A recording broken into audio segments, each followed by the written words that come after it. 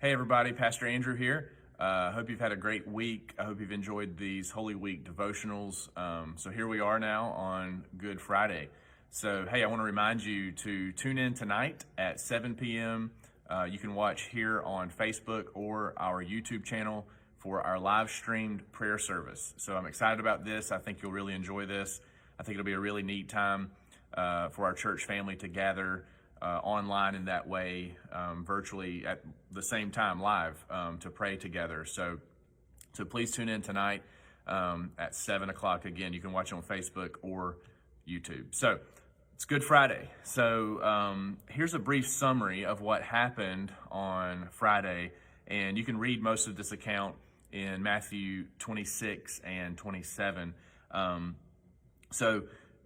Jesus was betrayed by Judas, of course, and arrested in the Garden of Gethsemane, probably after midnight. So then in the wee hours of Friday morning, he was taken to a Jewish trial before the Jewish leaders, trying to find a good enough reason to send him to the Romans to actually get a legal conviction.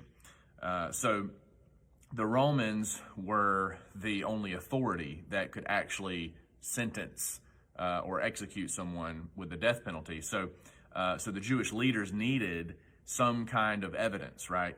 Some kind of accusation that would stick to present to the Romans to actually warrant the death penalty. So they bring him before the Roman governor, Pilate, and they accuse him of challenging Caesar and claiming to be a king. And we know what happens after that. Pilate gives in to the crowd's wishes. He delivers Jesus over to be crucified.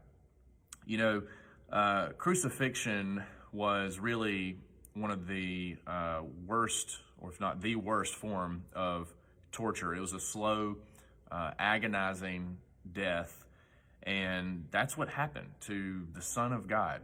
Someone who never did anything wrong, who was very undeserving of that. He was perfect in all of his ways, yet he died this slow, agonizing, torturous death as an innocent man. So why then would we call today Good Friday, right? It doesn't sound on the outset like a whole lot of good happened that day. Well, two things I want to share with you. First, we have to remember that God's good purposes and his good will were accomplished, right? So in Acts chapter 2, verse 23, when Peter is addressing the crowd, he says this man was handed over to you by God's deliberate plan and foreknowledge, right? So one reason it was a Good Friday is because God's good plan and good unfolding of redemption, right? His eternal plans were being accomplished. So Paul talks about this as well in Ephesians chapter 1, verses 7 through 10. He says, "In him we have redemption through his blood, the forgiveness of our trespasses, according to the riches of his grace, which he lavished upon us in all wisdom and insight, making known to us the mystery of his will, according to his purpose, which he set forth in Christ as a plan for the fullness of time, to unite all things in him, things in heaven and things on earth."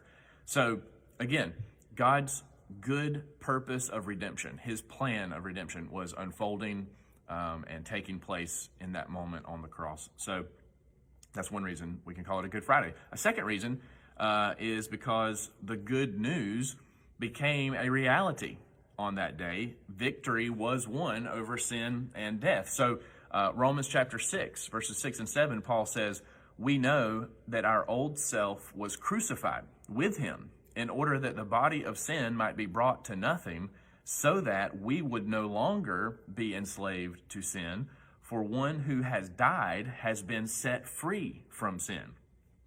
So the cross was the greatest act of God's wrath and judgment poured out on the Son of God, but at the same exact time, simultaneously, it was also the greatest act of love and grace. Because Jesus, God in the flesh, was giving up his life for sinful humans like us so that we could move from death to life. And because of that, we have victory over sin and death. By his wounds, we are healed.